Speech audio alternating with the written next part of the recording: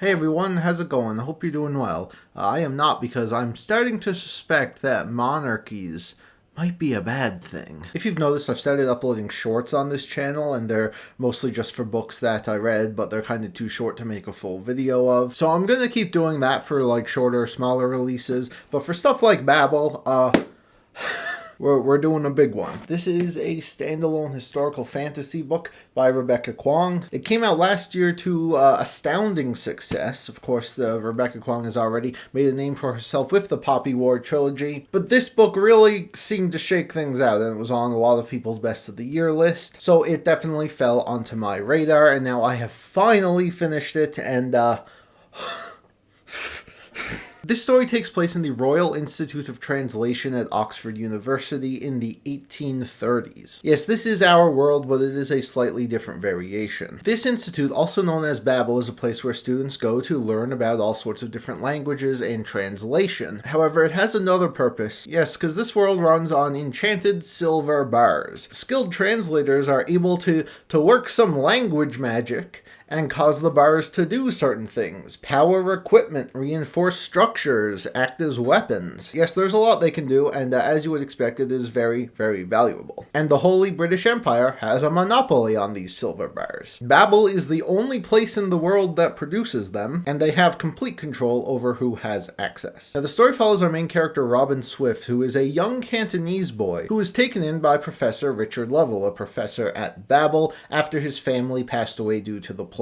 Lovell believes that Robin will be a great fit at Babel due to his background in Chinese languages, and begins training him to attend Babel when he becomes of age. And when he does, he finds Babel to be all that he dreamed of and more. A vast wealth of riches and education. Babel students are well respected, granted great privilege. He meets friends, he enjoys his learning. Everything is wonderful. Or at least, that's what Robin chooses to believe about Babel.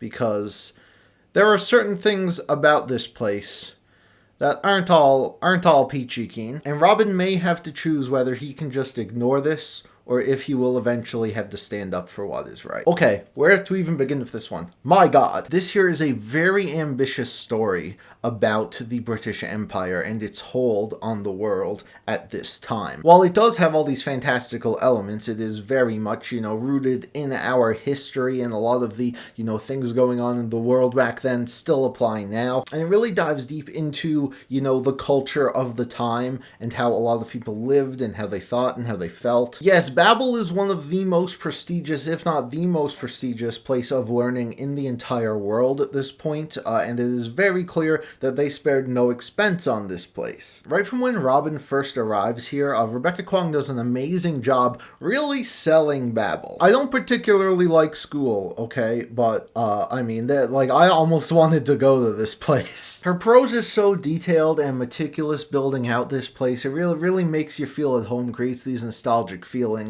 We get to meet a lot of the professors, hear some of their lectures on language and translation, and I found it all to be extremely fascinating. As someone who used to be bilingual. Okay, I've forgotten a lot of my French. And someone who, has read and consumed a lot of translated media. Translation itself I've always found to be something that, people take for granted how much work actually goes into it. And this book really, dives into all of that work. It talks about how, translation is not just about, word for word translating something. You often have to reinterpret, recontextualize things to make sense in another language. And I really, really like this book's exploration of that. Yes, a lot of the first half of this book is schoolwork and just discussing different theories of language. This might sound boring to some people, but I thought they did it in a really fantastic way, and of course sprinkles in a bit of magic too, as we have this magic system with the silver bars, and I really thought it worked in a very clever way in conjunction with the skills that they were learning. It just made for a really, really unique and inventive magic system that has a lot of potential. Rebecca Kuang does a really, really great job just making Babel this really interesting place with a lot of brilliant people that seems honestly like a pretty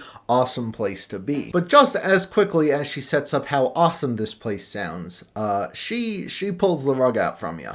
Oh boy, does she.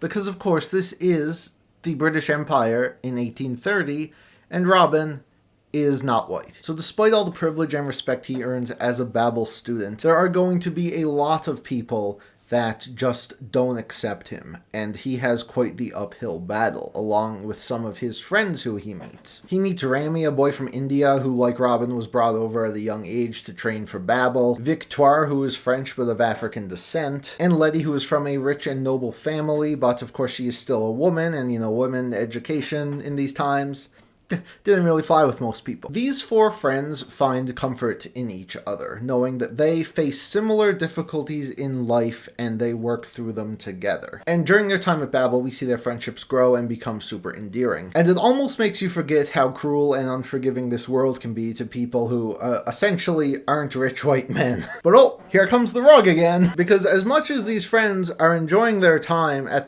this fancy little school, they realize that some of the businesses these professors have themselves in is a bit sketchy, and they also discover that there are some more forces at work who don't necessarily agree with all that Babel has been doing. This really leads to some brilliant conflicts within our characters, because like I mentioned before, they can choose to ignore all this and continue on with their lives at Babel, because they're, basically guaranteed a job, guaranteed wealth, everything will be fine. And of course, the risk of, wanting to change things, wanting to speak out, could be very great. At the same time, does that really matter when other people are facing such injustice? And the book really uses these conflicts to, explore these greater themes of imperialism, colonialism, racism, classism, sexism. It's all stuff we've seen before, and it's stuff we know to expect from a setting like this. But I think putting ourselves in the shoes of those who, are marginalized was a great way of presenting these themes on like an individual character level. And this all makes up sort of, the first half, a little over half of the book. It can be considered a slow burn, just them going about their days throughout their classes, throughout the school year. There's some stuff going on behind the scenes, but it doesn't really come out into the forefront. It's just slowly building up this interesting setting and world and these interesting characters. Then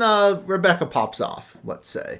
The second half of this book was absolutely insane, and I was not expecting it to go as hard as it did. All of these brilliant setups, these brilliant character dynamics all come to a head and just explode, honestly. That's the best word I can think of. Yes, the book explodes into a wild climax full of shocking twists, crazy moments, and it all leads to an ending that I found to be not only super emotional, but very satisfying as well. Yes, this book absolutely blew me away. I was really liking it at first, great interesting stuff, but man, it was the wild roller coaster ride of these last couple hundred pages that really made me see what all the hype was about. As my first Rebecca Kwan book, she has absolutely proved to me that she can set up such a brilliant world that ties its themes into, its magic system and its characters so well, but also just be a brilliant storyteller. Because the last parts of this book had me on the absolute edge of my seat. Because this explosive finale is not only super entertaining on its own, but it sort of recontextualizes a lot of the things that were set up at the start of the book and make you realize, oh, that's why they did this. Oh great, now I feel awful, thanks Rebecca. Rebecca Roanhorse calls this book a masterpiece, and I am inclined to agree with her. This was absolutely incredible and exceeded my expectations on almost every level. This is a standalone book, but if Kwong ever decides to expand on it in certain ways, expand on this world, I would absolutely be there for it. Cannot recommend this one enough. I feel like if you're starting the book and you're not engrossed immediately, I would still say keep at it, because that payoff at the end, oh, it's something else, man. And I am absolutely now 100% going to be reading all of Rebecca Kwong's other books this year. Probably do Yellowface when it comes out, and of course the Poppy Wars I will be reading throughout my Stormlight journey, just to break up the pace a bit, because I'll probably need a break from those. So with that, thank you all so much for watching. Keep an eye out for some more shorts every now and then, because I will probably be making a lot of them. But I will be back for my next big video next week, as I'm actually going to be doing a double feature. We're going to be reviewing Under the Dome and Fairy Tale all in one big video. It'll be fun. I'll see you guys then.